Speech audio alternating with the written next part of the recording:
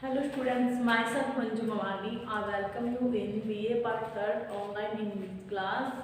In which class we discuss about a famous poem entitled "The World is Too Much with Us," which is composed by William Wordsworth, who was a romantic poet of a romanticism era.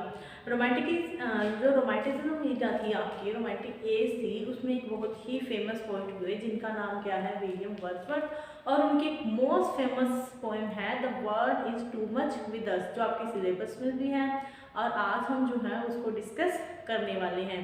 जैसा कि हमने हमारे previous video में discuss किया था, ये जो poem है the world is too much with us, ये किसके ऊपर डिफाइन की हुई है? ये हमारे जब औद्योगिक क्रांति, मतलब कि जब कमर्शियल रिनोवेशन हुआ था, औद्योगिक क्रांति और औद्योगिक पुनर्जागरण जब था, उस टाइम पे ये पोएम लिखी गई थी। तो औद्योगिक क्रांति के बाद हमने देखा हुआ था, हमने इफेक्ट देखे हैं कि आज का जो मतलब कि ह्यूमन बीइंग है, जैसे हमें देख लो, जैसे कि हम लोग हैं, हमारे पास क्या है, इतनी भागा दौड़ की जिंदगी हो रही है हमारी, कि हमारी जो लाइफ है फुल ऑफ रश हो गई है। हम क्या है, इधर उधर भागते हैं, तो हमारे पास क्या है, नेचर को डिफाइन करने के लिए, नेचर को ब्यूटीफाई करने के लिए, या नेचर की ब्यूटी को हमारे पास प्रेज करने के लिए टाइम नहीं है। हम क्या है, हमने नेचर से बहुत ही ज़्यादा दूरी बना लिया है। ओनली ऑन मटेरियलिज्म, मतलब कि हमारे पास एक मटेरियल के लिए हम क्या है, इधर उधर भागते हैं। जो हम नेचर से, हमारे नेचर की जो इम्पोर्टेंस है वो हमारे लिए क्या हो चुकी है, बहुत ही ज़्यादा कम हो चुकी है।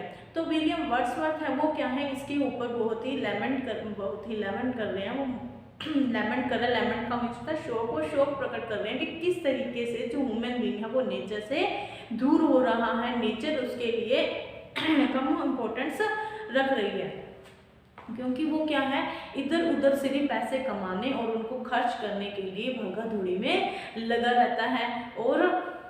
और इसके लिए जो ह्यूमन बीइंग है वो क्या कर रहे हैं, नेचर को इग्नोर कर रहे हैं, नेचर की ब्यूटी को इग्नोर कर रहे हैं। वो कहते हैं कि जो सीन्स जो पहले थे वो आज भी हैं, जो नेचर है वो पहले जैसी थी वो आज भी है, लेकिन हमारे पास उसको फील करने का टाइम नहीं है। हम क्या है, उसको इग्नोर कर रहे हैं, हमारे लिए वो क्या है, लेस इम्पोर्टेंट हो रही है। तो स्टार्ट करते हैं। हमने कल की जो क्लास थी उसमें स्टैंजा रीड किया था। जो फर्स्ट स्टैंजा था जिसकी लाइंस क्या थी, the world is too much with us. जैसा मैंने आपको बताया था कि द वर्ल्ड, जो वर्ड है वो क्या है, बहुत ही टू मच विद अस, ये जो दुनिया है वो हमसे ज़्यादा टू मच हो गई है, मतलब बहुत ही ज़्यादा हमने इसको अपना बना लिया है और नेचर से हमने क्या बना ली है, दूरी बना लिया है। द वर्ल्ड जो वर्ड है, यहाँ पर शब्द है, वो किस लिए आया है, हमारे बिजी लाइफ से आया है कि वर्ल्ड जो ये संसारिक मोह आया है ये हमारे लिए बहुत ही ज़्यादा हो गई है। लेट एंड सून, इसका मैंने आपको मीन्स बताया था ऑलवेज। इसका मीन्स क्या बताया था, ऑलवेज की जो वर्ड है वो क्या है, हमारे लिए मोर इम्पोर्टेंट हो गया है, लेस देन नेचर की तुलना में जो वर्ड है, जो संसारिक मोह आया है वो हमारे लिए ज़्यादा मायने रख रही है। गेटिंग एंड स्पेंडिंग, मतलब कि कमाने और उसको खर्च करने में हम क्या है, एक दिन कमाते हैं और दूसरे दिन उसको क्या कर देते हैं, खर्च कर देते हैं। गेटिंग एंड स्पेंडिंग वी ले वेस्ट, हम क्या कर रहे हैं, गेटिंग और स्पेंडिंग में हम क्या है, ले वेस्ट का मीन्स है खर्च कर रहे हैं, क्या उसको बेकार कर रहे हैं। किसको बेकार कर रहे हैं, अवर पावर्स, हमारी जो शक्तियां हैं, हमें भगवान ने जो पावर्स दी हैं, ह्यूमन बीइंग के पास जो पावर्स हैं उसको हम किसमें वेस्ट कर रहे हैं, उसको हम कमाने और सिर्फ खर्च करने में, कि हमारा हम क्या है, अपनी जो लाइफ है उसको इतना रशफुल बना दिया, इतना भागो दौड़ी से बना दिया कि हमारे पास दूसरी चीज़ों के लिए टाइम नहीं है। हम सिर्फ क्या है, ज़्यादा से ज़्यादा कमाना चाहते हैं, कमाकर फिर उसको खर्च करना चाहते हैं। मतलब क्या है, हमारे अंदर जो स्पिरिचुअल रिलीफ है उसके लिए इम्पोर्टेंट कम हो गया। जैसे कि हम देखते हैं कि जब हम नेचर के बहुत ज़्यादा करीब होते हैं तो हमें क्या है, स्पिरिचुअल रिलीफ मिलता है, मन को शांति मिलती है। लेकिन हम देख सकते हैं हमारी लाइफ बहुत ही ज़्यादा क्या हो गई है, भारीपन आ गया हमारी लाइफ में। कैसे भारीपन आ गया? क्योंकि हमने अपने आप को बहुत ही ज़्यादा बिजी कर लिया है। हमारे पास खुद को टाइम देने के लिए या नेचर को टाइम देने के लिए टाइम नहीं है। हम उसको क्या है, इग्नोर कर रहे हैं और अपने आप को भी क्या है, इग्नोर कर रहे हैं। कैसे इग्नोर कर रहे हैं? जैसे कि जो हमारे पास नेचर के जो सीन्स हैं, नेचर के सीन काफ़ी हैं, पक्षियों का उड़ना, पेड़ों का हिलना, हवा चलना, तो ये जो सीन है इनको हम क्या है, देखते ही नहीं है। इनको हम आराम से अगर एकदम शांत होकर पीसफुली हम इनको देखें तो हमें क्या है, फील होता है, बहुत ही अच्छा फील होता है। लेकिन हमने क्या है, हमारे पास टाइम नहीं है। तो इसी के ऊपर जो पोइट है वो ये पोएम बता रहे हैं। वो क्या कहते हैं, गेटिंग एंड स्पेंडिंग वी ले वेस्ट अवर पावर्स, कि हम तो क्या है, सिर्फ हमें जो भी शक्तियाँ मिली हैं, जो भी हमारे पास पावर है, हमारा जो टाइम है, वो क्या है, कमाने और खर्च करने में वेस्ट कर रही हैं। तो खर्च करना और कमाने को यहाँ पर पोइट ने क्या बताया था, ले वेस्ट करना बताया है, कि उसे बेकार करना बताया है। Little we see in nature that is our, और आगे वो हमें एडवाइस कर रहे हैं कि हमें क्या है, नेचर में ध्यान देना चाहिए, जो कि क्या है, हमारी है। नेचर जो है हमारी है, हम नेचर से हैं, तो हमें उसको क्या देना चाहिए, टाइम देना चाहिए। तो ये थी हमारी कल की क्लास की, मैंने थोड़ा आपको ब्रीफ इंट्रोडक्शन दिया इस पोएम का। अब हम आगे की जो लाइन्स हैं उनको डिस्कस करेंगे। पहले हम उसको रीड करेंगे, फिर लाइन टू लाइन उसको एक्सप्लेन करेंगे। तो देखिए यहाँ से आपकी जो आज की लाइन्स है वो स्टार्ट हो रही है। We have given our hearts away a sordid boon, the sea that bears her bosom to the moon, the waves that will be howling at all us and are upgathered now sleeping flowers. For this, for everything, we are out of tune. तो यहाँ पर पहले हम इनके कुछ meaning है उसको देखेंगे। सोडिड बून, सोडिड बून, अब देखो बून आपको पता है, बून क्या होता है, वरदान। बून क्या होता है, वरदान। और हम सब जानते हैं जो वरदान है वो क्या है, अच्छे होते हैं। लेकिन सोडिड का मीन्स क्या होता है, बुरा। सोडिड का मीन्स बुरा, तुच्छ या बेकार, तुच्छ या बेकार। अब यहाँ पर पोइट ने वरदान को बेकार क्यों कहा है, वरदान को बेकार क्यों कहा है? अब सोचने वाली बात है कि वरदान है, तो वरदान तो हमने सुना है, आपने सुना होगा कि बून अच्छा होता है, बून का उल्टा क्या होता है, एक होता है बून और दूसरा होता है कर्स। बून का मीन्स होता है वरदान और कर्स का मीन्स क्या होता है, श्राप। कर्स का मीन्स क्या होता है, श्राप। हमें पता है श्राप क्या होता है, बुरा होता है, वरदान क्या होता है, गुड होता है। लेकिन यहाँ पर आपको ध्यान देने वाली बात है, सोडिड बून, तो बेकार का वरदान, बेकार वरदान मतलब कि क्या है, यहाँ पर ऐसी जब कोई चीज आ जाती है, ऐसे कुछ वर्ड्स आते हैं जिसमें क्या होता तो अच्छा है लेकिन उसको बुरा बना देते हैं, बुरा होता है उसको, मतलब कुछ वर्ड्स में क्या हो जाता है, हमें क्या है, कुछ उल्टा कुछ और सा लगने लग जाता है। तो यहाँ पर कौन सी लिटरेरी टर्म्स आ जाती है, ऑक्सीमोरोन।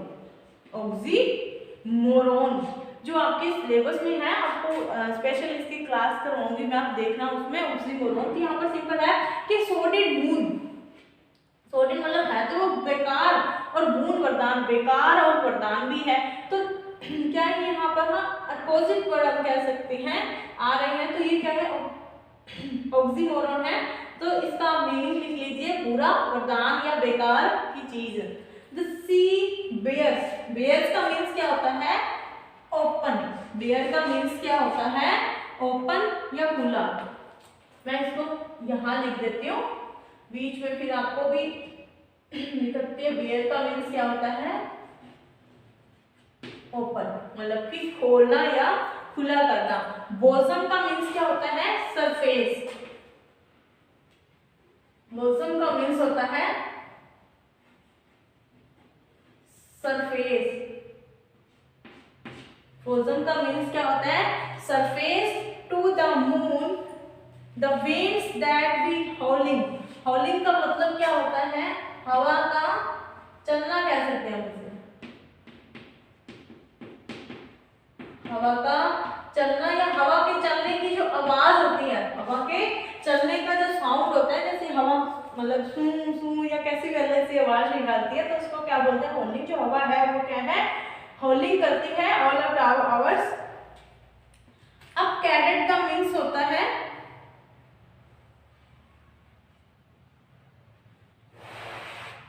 बदल रहे हैं। अब कैडेट का मतलब क्या है, बदल रहे हैं।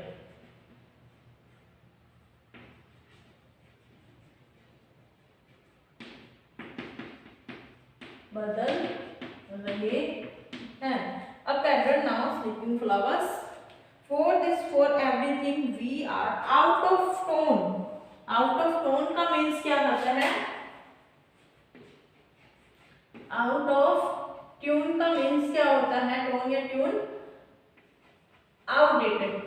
आउटडेटेड मतलब कि पुराना। आउट ऑफ टोन का मतलब हिंदी मीडियम नॉर्मल जो मीनिंग है उसका क्या ले सकते हैं, पुराना।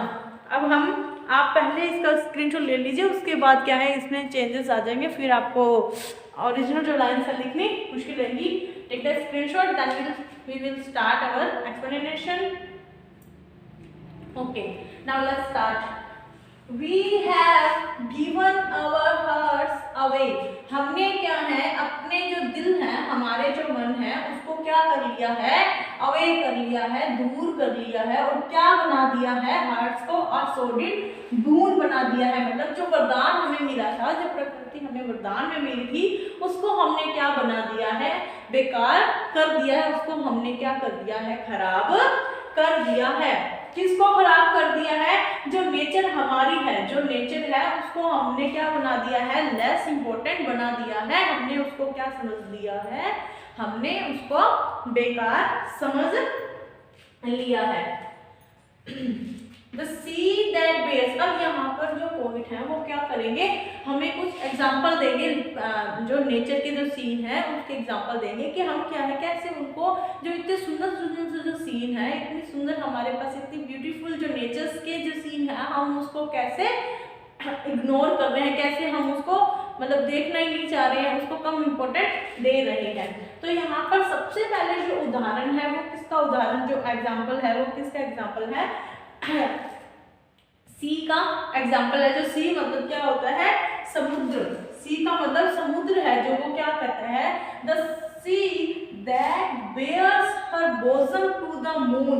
मतलब कि वो क्या करता है, जो सी है वो क्या है, बेयर्स मतलब कि ओपन करता है, खुला छोड़ता है, हर बोसम मतलब अपने तल को, अपना जो तल या हम कहते हैं सरफेस का मतलब क्या होता है, अपने जो ऊपरी हिस्सा है उसको क्या है, बिल्कुल खुला करके अपना जो तल है उसको बाहर लाकर किसको शो करता है, मून को शो करता है, मून को शो। अब यहाँ पर किसकी बात हो रही है, टाइड की बात हो रही है। टाइड, टाइड क्या होता है, ज्वार भाटा। अब जब ना आपने देखा होगा, जब ज्वार भाटा आता है तो क्या होता है, समुद्र की जो लहरें होती हैं ऊपर उठती हैं, डाउन जाती हैं, अप होती हैं, डाउन जाती हैं। जो टाइड है वो अप करता है, डाउन करता है।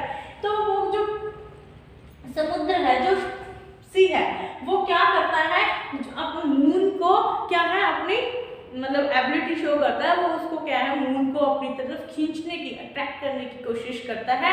क्योंकि मून और जो धरती है दोनों के बीच हम जानते हैं ग्रेविटी होती है, मून की ग्रेविटी होती है और एक अर्थ की मतलब कि पृथ्वी की ग्रेविटी मतलब गुरुत्वाकर्षण होता है, जिसके कारण ज्वार भाटा आता है। तो क्या कहते हैं, इस ज्वार भाटे में जो सी है, जो समुद्र है, वो क्या करता है, अपना पूरा का पूरा जो तल है, अपना तल है, वो मून को क्या करता है, अट्रैक्ट करने की कोशिश करता है। उसके बाद नेक्स्ट जो उदाहरण है, नेक्स्ट जो एग्जांपल है वो क्या है, विंड्स का है कि हवाएं किस तरीके से पूरा दिन, the winds that will be howling at all hours। hours मतलब घंटे, मतलब कि all hours का मीन्स क्या है, every time, every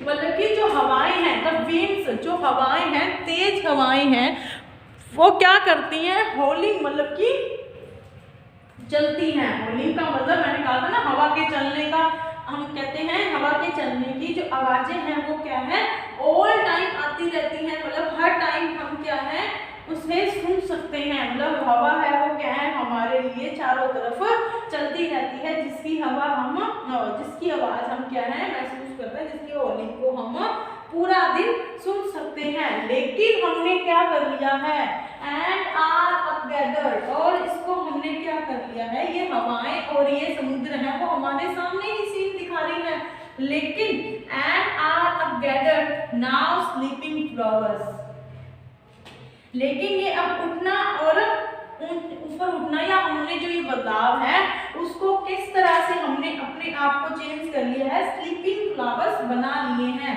sleeping flowers का मतलब है सोए हुए फूल। जैसे कि सोए हुए फूल को कोई मतलब नहीं था, हवा चले तूफान आए, उसी तरीके से जो हमने क्या कर लिया है अपने आप को स्लीपिंग फ्लावर्स में चेंज कर लिया है। ये जो सीन है, चाहे वो सी का मौसम शो करना है, चाहे हवा का हॉलिंग करना है, इनके प्रति मतलब कि इनके लिए हम क्या हो चुके हैं, स्लीपिंग कर रहे हैं। हमने उसके से क्या कर लिया है, हम सोए हुए फ्लावर्स की तरह बन गए हैं। फॉर दिस, इसके लिए, फॉर दिस मतलब ये जो सीन बताए हैं, जो नेचुरल सीन है, इनके लिए फॉर एवरीथिंग, चाहे ये सीन है चाहे सब कुछ है, सब कुछ मतलब कि जो भी नेचर में है हम उसके लिए क्या हो चुके हैं, सोए हुए फूल हैं। We are out of tone, हम क्या हो चुके हैं, आउटडेटेड हो चुके हैं, मतलब पुराने हो चुके हैं। हमें तो क्या है, जो हमने पहले देखा था वही देखा है, उसके बाद कुछ नया हो रहा है।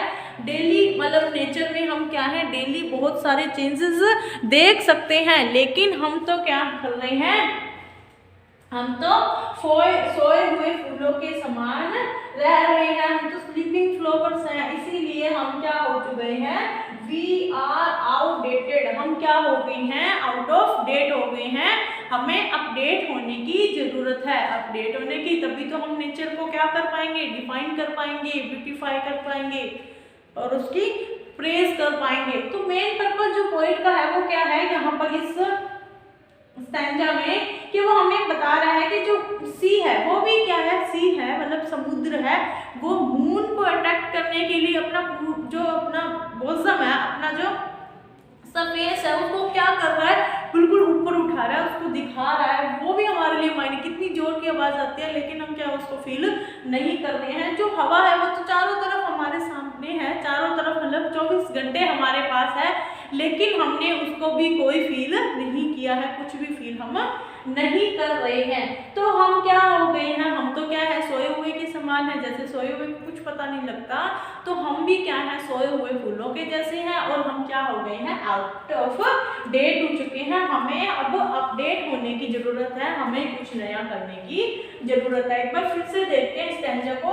We have given our heart, we have given our heart away, हमने अपने दिलों को दूर कर लिया है, दूर करके क्या बना लिया है, एक सॉर्टेड बूट बना लिया है। मतलब हमें जो चीज मिली हुई है, इतनी अच्छी चीज मतलब नेचर बनी हुई है, उसको हमने क्या बना लिया है, तुच्छ समझ लिया है, बिल्कुल ही क्या समझ लिया है, उसको बेकार समझ लिया है। सॉर्टेड बूट, यहाँ पर मैंने बताया ऑक्सीमोरोन का यूज हुआ है। Oxymoron is a device in which two different चीज कंपेयर ईच अदर। उनमें क्या होता है, दो डिफरेंट चीज को क्या किया जाता है, कंपेयर किया जाता है, मतलब कि दो चीजों को इकट्ठा यूज किया जाता है। सॉर्टेड का मतलब बेकार, बूम का मतलब वरदान, दोनों है तो एक दूसरे के अपोजिट, लेकिन इसका बिल्कुल सही सेंस बनाने के लिए जो विलियम वर्ड्सवर्थ है उसने यूज किया है। इसके अलावा एक और मैं आपको एग्जांपल देती हूँ ऑक्सीमोरोन का, विजिबल ब्लाइंडिंग, विजिबल ब्लाइंडिंग। अब ब्लाइंडिंग का मतलब होता है अंधापन, विजिबल का मतलब होता है दिखाई देना। अब विजिबल ब्लाइंडिंग मतलब कि अंधेपन पे है, तो हमें पता है कि कुछ दिखाई नहीं देता, ये डार्कनेस का एक मतलब कि डार्कनेस को शो करने वाला है। विजिबल का मतलब होता है दिखाई देने वाला। तो कुछ ऐसे वर्ड्स होते हैं जिसको क्या है, लिटरेरी जो टर्म्स की तरह यूज कर बहुत ज्यादा हम अपने वर्क को इफेक्टफुल बनाने की कोशिश करते थे। जो पोएट होते हैं वो अपने वर्क को और ज्यादा इफेक्टिव बनाने के लिए ऐसे वर्ड का यूज करते हैं। उसके बाद हम देखते हैं the sea that bares her bosom to the moon. जो सी है, यहाँ पर अब किसकी बात हो रही है? समुद्र की बात हो रही है। जो समुद्र है वो क्या है? बेयर्स, ओपन कर देता है अपना तला किसके सामने? To the moon. मून के मतलब कि चंद्रमा के सामने। चंद्रमा की जो लाइट है, सिल्वर लाइट है, उसको अपना समर्पित हम कह सकते हैं कि अपना जो तला है वो किसको समर्पित करता है? मून को समर्पित करता है। The winds that will be howling at all hours, ये इसका मीनिंग है। जो विंड है, जो हवा है, वो क्या है? हॉलिंग करती है, चलती है, बहती है। जो हवा है वो बहती है, पूरे टाइम बहती है, लेकिन हमने क्या कर लिया है? अपने आप को and are up gathered now sleeping flowers। अब ये सब क्या है? हमारे लिए तो सोए हुए फूलों के समान हो गए हैं, क्योंकि हम तो क्या है? नींद में ही इधर उधर घूमी जा रहे हैं, बस अपनी लाइफ को जीना है, लेना है, खाना है, पीना है, यही कर रहे हैं। लेकिन हमारे पास जो प्रकृति है, जो नेचर है, उसके लिए हमारे पास टाइम नहीं। हम तो क्या बन गए हैं? सोए हुए फूल बन गए हैं। फॉर दिस, इन सब, इसके लिए, ये जो सीन बताए हैं इनके लिए, फॉर एवरीथिंग, सभी चीजों के लिए, we are out of tone, हम क्या हो गए हैं? आउट ऑफ टोन हो गए हैं, आउट ऑफ ट्यून हो गए हैं। मतलब हम क्या हो चुके हैं? आउटडेटेड हो चुके हैं, पुराने हो चुके हैं। तो ये थी आपके सेकंड स्टैंजा। इस पोएम का, पोएम नहीं है ये, सोनेट है। जैसा मैं बताया था, सोनेट होती है एक 40 लाइन्स की पोएम, जिसके अंदर क्या होती है? फिक्स राइम स्कीम होती है। तो हम एक बार इस जो ये आपका हमने क्या किया है? जो ऑक्टेव है आपको उसको डिस्कस किया। मैंने बताया था जो 8 लाइन्स होती हैं वो क्या होती हैं? ऑक्टेव होती है। पहले हम इसकी, अब लास्ट जो पोएम आपकी, लास्ट इस वीडियो के लास्ट में हम पोएम की जो आपकी देखते हैं लाइन स्कीम है, उसको देखते हैं कि क्या हो रहा है। सून, लास्ट वर्ड है सून, इसको नाम दे देते हैं हम ए। जो बाकी चीजें हैं उसको हम क्या कर देते हैं? साफ कर देते हैं।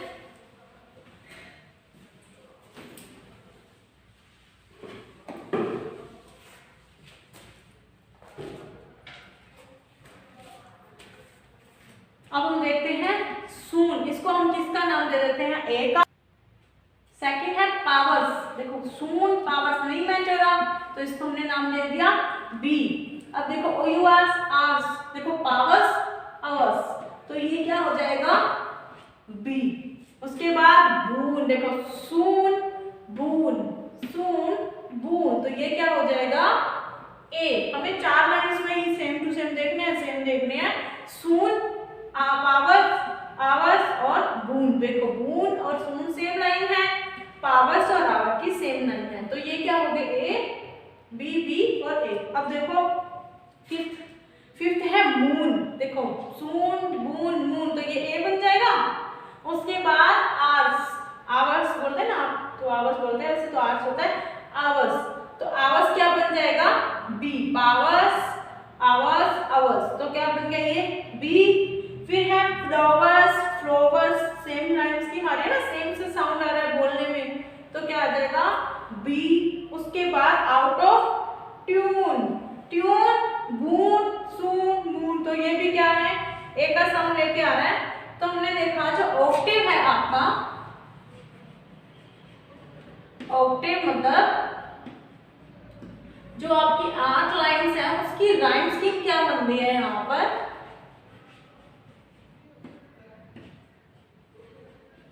राइम स्कीम बन रही है A B B A A B B A. तो हमें पता है ये जो राइम स्कीम होती है कौन से सोनेट की होती है? पेट्रार्कन जो सोनेट होती है उसकी होती है। पेट्रार्कन या हम कह सकते हैं मिल्टोनिक।